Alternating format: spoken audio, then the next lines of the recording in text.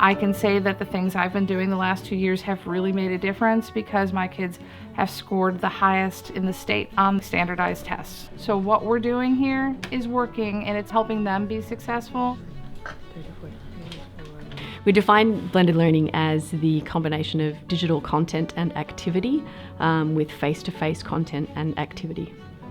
It sounds easy to blend, but it looks very different in every classroom. So if a teacher is using something that works really well in a face-to-face situation, they should continue to do that because it works well.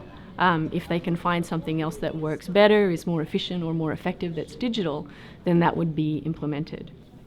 What I have online could be completely different than what the biology teacher has online or what the physical education teacher has online. It just depends what you need those kids to have in order to understand what they need to learn. Okay, go ahead and get the laptops. And actually, anybody that's in a small group, come over here. I need you to get an iPad. Why I wanted to go to a more blended environment was so that I could figure out a way to differentiate instruction within the biology classroom. And I wanted a way to be able to work with students in small groups while other students are still engaged in content learning.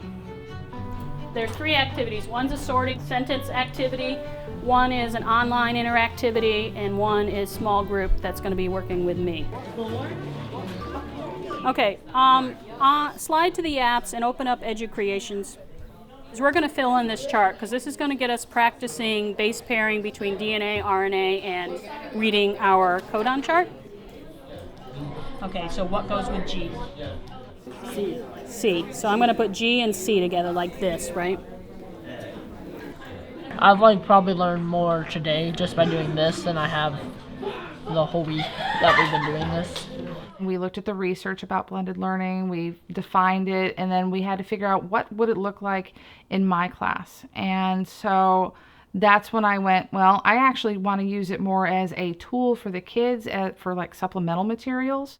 Top or the bottom of the cylinder. There's always practice problems, or you can go listen to somebody talk about the topic. But the kids started to say that we don't want to listen to somebody else, we want to listen to you.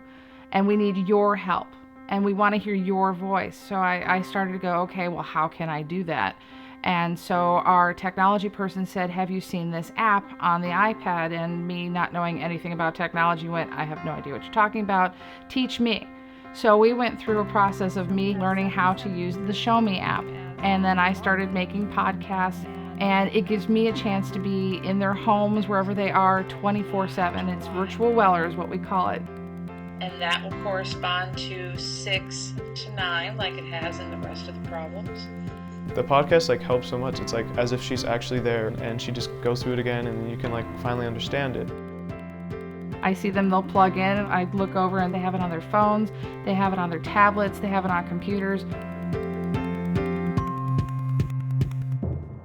They do podcasts for me during class time.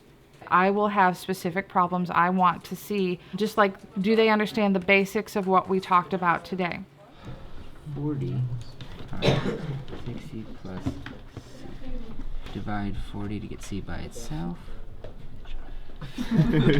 And C is equal to 45. Yeah! Oh yeah! For me, classroom time, direct instruction, investigations, discovery, that's all still part of teaching. It's not all online.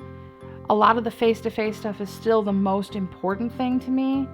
The online tools are there to help make understanding even better, even more rich of an experience for the kids. We really wanted the focus to be on the teaching and learning part and on the digital tool as a secondary thing.